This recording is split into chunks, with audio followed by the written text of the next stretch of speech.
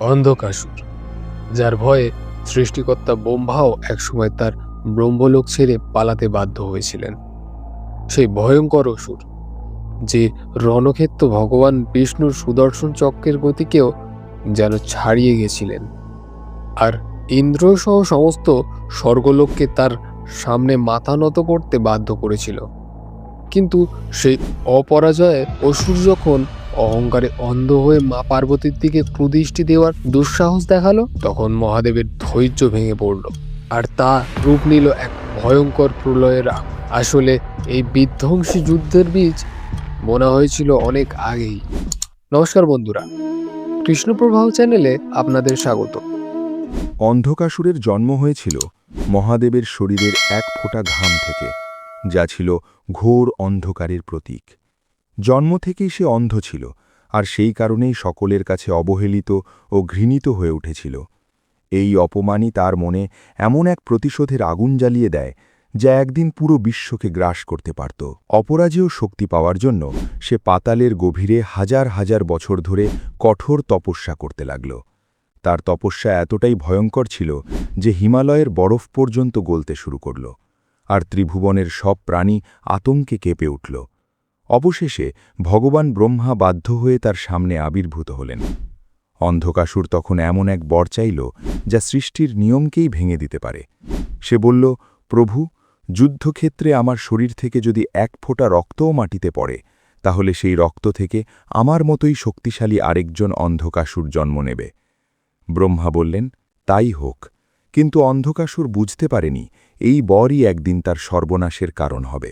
বর পাওয়ার সঙ্গে সঙ্গেই সে অট্টহাসিতে ফেটে পড়ল এবং সরাসরি ব্রহ্মালোকেই আক্রমণ চালাল। ব্রহ্মা যুদ্ধের দেবতা নন, কথা বুঝে সে আর কোনো বাধা মানল না। শেষ পর্যন্ত ব্রহ্মাকে তার নিজ রাজ্য ছেড়ে নিরাপদ স্থানে পালিয়ে যেতে হল। এরপর অন্ধকাসুর আক্রমণ করল স্বর্গলোকে। দেবরাজ ইন্দ্র ভেবেছিলেন তার ঐরাবত আর বজ্রের শক্তিতে তিনি এই অসুরকে হারাতে পারবেন, কিন্তু যেইমাত্র তিনি বজ্র দিয়ে আঘাত করলেন, অন্ধকাসুরের শরীর থেকে অসংখ্য রক্তবিন্দু ঝরে পড়ল, আর মুহূর্তের মধ্যেই সেই রক্ত থেকে জন্ম নিল হাজার হাজার নতুন অন্ধকাসুর। চারদিক ভরে গেল অসুরে। পরিস্থিতি সামাল দিতে না পেরে ইন্দ্র যুদ্ধক্ষেত্র ছেড়ে পালালেন। দেবতাদের আর্তনাদ পৌঁছল ক্ষীরসাগরে। তখন ভগবান বিষ্ণু তার বাহন গরুরের পিঠে চড়ে যুদ্ধক্ষেত্রে উপস্থিত হলেন। তাকে দেখে দেবতারা কিছুটা স্বস্তি পেলেন, মনে হল এবার হয়তো অধর্মের অবসান ঘটবে। বিষ্ণু তার কোমোদ গদা হাতে নিয়ে অন্ধকাসুরকে যুদ্ধে আহ্বান করলেন। শুরু হল এক ভয়ঙ্কর সংঘর্ষ। দুজনের লড়াইয়ে যেন কেঁপে উঠল পুরো পৃথিবী। বিষ্ণু গদা দিয়ে আঘাত করলেন, কিন্তু অন্ধকাসুর সেই আঘাত মাঝ আকাশেই থামিয়ে দিল। তখন তার শক্তি দেবতাদের সমান হয়ে গিয়েছিল। বিষ্ণু তার মায়া দিয়ে তাকে বিভ্রান্ত করতে চাইলেন, কিন্তু ব্রহ্মার বর তাকে সব মায়ার ঊর্ধ্বে তুলে দিয়েছিল। এই ভয়ঙ্কর সংঘর্ষে আকাশে বিদ্যুৎ চমকাতে লাগল, আর সমুদ্র পর্যন্ত উত্তাল হয়ে উঠল। অবশেষে ক্রুদ্ধ হয়ে বিষ্ণু তার সুদর্শন চক্র আহ্বান করলেন। সেই চক্র বিদ্যুতের গতিতে ছুটে এসে অন্ধকাসুরের মাথা তার দেহ থেকে বিচ্ছিন্ন করে দিল। কিন্তু তাতেও শেষ হল না বিপদ। তার কাটা গলা থেকে রক্ত ঝরতে শুরু করল, আর প্রতিটি রক্তবিন্দু থেকে জন্ম নিতে লাগল নতুন নতুন অন্ধকাসুর। অল্প সময়ের মধ্যেই লক্ষ লক্ষ অসুরে ভরে গেল পুরো যুদ্ধক্ষেত্র, আর তারা গর্জন করতে লাগল একসঙ্গে। বিষ্ণু যত অসুরই বধ করছিলেন, তার চেয়ে 100 গুণ বেশি অসুর আবার জন্ম নিচ্ছিল। বিষ্ণু মনে মনে ভাবলেন, এই অসুরকে সাধারণ অস্ত্রে বধ করা যাবে না। ব্রহ্মার দেওয়া এই বর গোটা বিশ্ব ব্রহ্মাণ্ডের জন্য এক ভয়ঙ্কর বিপর্যয়ে পরিণত হয়েছিল। এমনকি সুদর্শন চক্রকেও তখন অসহায় মনে হচ্ছিল। ভগবান বিষ্ণু বুঝতে পারলেন, কেবল মহাদেবের রুদ্র রূপই এই বিপর্যয় থামাতে পারে। গভীর দুঃখে তিনি যুদ্ধক্ষেত্র থেকে অদৃশ্য হয়ে গেলেন।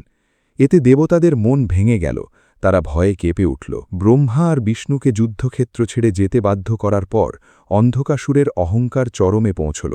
সে ভাবতে লাগল, এই বিশ্বে আর এমন কোনো শক্তি নেই যে তাকে পরাজিত করতে পারে। এই অহংকারেই তার কুদৃষ্টি পড়ল মা পার্বতীর ওপর। অত্যন্ত অপমানজনক স্বরে সে চিৎকার করে বলল, এমন অতুলনীয় সৌন্দর্য ওই ভস্মমাখা তপস্বীর জন্যে নয়, এটা আমার মতো এক অপরাজেয় সম্রাটের প্রাসাদেই মানায়। এই বলে সে এগিয়ে গেল কৈলাস পর্বতের দিকে। তার বিশাল গদার আঘাতে পবিত্র পর্বতের চূড়াগুলো তাসের ঘরের মতো ভেঙে পড়তে লাগল। সে গর্জন করে মহাদেবকে ডাকতে লাগল, হে শ্মশান মাসি, কোথায় লুকিয়ে আছো? আজ তোমার শেষ দিন। তখন মহাদেব গভীর ধ্যানে নিমগ্ন ছিলেন। কিন্তু যেই মুহূর্তে সেই পাপী মা পার্বতীর দিকে হাত বাড়াল, সঙ্গে সঙ্গে কৈলাসে প্রলয়ের পরিবেশ তৈরি হল। মহাদেবের তৃতীয় নয়ন খুলে গেল। সেখান থেকে নির্গত ক্রোধে চারদিক কেঁপে উঠল। এক ভয়ঙ্কর গর্জনে হিমালয়ের শৃঙ্গগুলো কেঁপে উঠল, আর গোটা বিশ্ব ব্রহ্মাণ্ড যেন থরথর করে কাঁপতে লাগল। মহাদেব ধ্যান ভেঙে উঠে দাঁড়ালেন এবং হাতে তুলে নিলেন তার পিনাক ধনুক। শুরু হল এক ভয়ঙ্কর যুদ্ধ। মহাদেব অন্ধকাসুরের ওপর একের পর এক বাণ ছুটতে লাগলেন। প্রতিটি বাণ বিদ্যুতের মতো ছুটে গিয়ে অসুরের শরীর ভেদ করছিল। কিন্তু এতে সমস্যা কমল না, বরং আরও বেড়ে গেল। অন্ধকাসুরের শরীর থেকে রক্ত ঝরতেই মুহূর্তে কোটি কোটি নতুন অন্ধকাসুর জন্ম নিতে লাগল। তারা সবাই একসঙ্গে মহাদেবের ওপর ঝাঁপিয়ে পড়ে চিৎকার করতে লাগল, মহাদেব, আপনার আঘাতেই আমরা আরও শক্তিশালী হয়ে উঠছি। মহাদেব কিছুক্ষণ ভাবলেন, এই অসুরের বিরুদ্ধে আমার শক্তি কেন কাজ করছে না? ব্রহ্মার দেওয়া বর কি তবে আমার শক্তির থেকেও বড়? কিছু মুহূর্তের জন্য মনে হল মহাদেব যেন অসংখ্য অসুরের ভিড়ে ঘিরে পড়েছেন। এই দৃশ্য দেখে দেবতারা স্তম্ভিত হয়ে গেলেন। তাদের মনে প্রশ্ন জাগল, এই রক্তবীজের মতো শক্তির কাছে কি মহাদেবও পরাস্ত হবেন? এমনকি যমরাজও পিছিয়ে গেলেন, এই ভেবে যে মহাদেবের ক্রোধে সবকিছু ভস্ম হয়ে যেতে পারে। তখন মহাদেব বুঝতে পারলেন, সাধারণ অস্ত্র দিয়ে এই অসুরকে ধ্বংস করা সম্ভব নয়। তিনি তার যোগমায়ার শক্তিতে এমন এক রূপকে আহ্বান করলেন, যা শুধু প্রলয়ের সময় জাগ্রত হয়। এক ভয়ঙ্কর গর্জনে তিনি মাতা মহাকালী চামুণ্ডাকে আহ্বান করলেন। আকাশ যেন ছিঁড়ে গেল। জ্বলন্ত অগ্নিশিখার মধ্য থেকে আবির্ভূত হলেন দেবী কালী। তার জিহ্বা থেকে আগুন বেরোচ্ছে, আর চোখ দুটো প্রলয়ের আগুনে জ্বলছে। মহাদেব তখনই তার ত্রিশূল তুলে অন্ধকাসুরের আসল শরীর বিদ্ধ করলেন এবং তাকে আকাশে তুলে ধরলেন, যাতে তার শরীর থেকে পড়া রক্ত মাটিতে না পড়ে। এদিকে মাতা কালী তার বিশাল মুখ খুলে অসুরের শরীর থেকে ঝরে পড়া প্রতিটি রক্তবিন্দু বাতাসেই পান করতে শুরু করলেন। রক্ত না পড়ায় অন্ধকাসুরের শক্তি ধীরে ধীরে কমতে লাগল। তার মায়া ভেঙে গেল, সে দুর্বল হয়ে পড়ল এবং অসহায়ভাবে কাঁদতে লাগল। ত্রিশূলে ঝুলতে ঝুলতে সে কাঁদতে কাঁদতে মহাদেবের কাছে মুক্তি প্রার্থনা করল। অবশেষে তার শরীর সম্পূর্ণ রক্তহীন হয়ে গেল। তার অহংকার ভেঙে চুরমার হয়ে গেল। সে নিজের ভুল বুঝতে পারল এবং মহাদেবের স্তব করতে লাগল। মহাদেব তাকে হত্যা করলেন না, বরং তার করুণায় অন্ধকাসুরকে নিজের অনুগামী করে নিয়ে ভৃঙ্গি রূপে নতুন জীবন দান করলেন।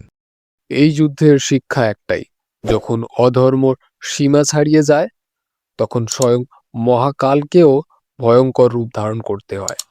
এইভাবে মহাদেব সেই বিপর্যয় থামালেন, যা ব্রহ্মা আর বিষ্ণুও থামাতে পারেনি। তবে তার আগে যদি এখনও আমাদের চ্যানেলটি সাবস্ক্রাইব না করে থাকেন, তাহলে এখনই সাবস্ক্রাইব করে নিন, যাতে এই ধরনের আধ্যাত্মিক ও জ্ঞানমূলক ভিডিও সহজেই পেতে পারেন।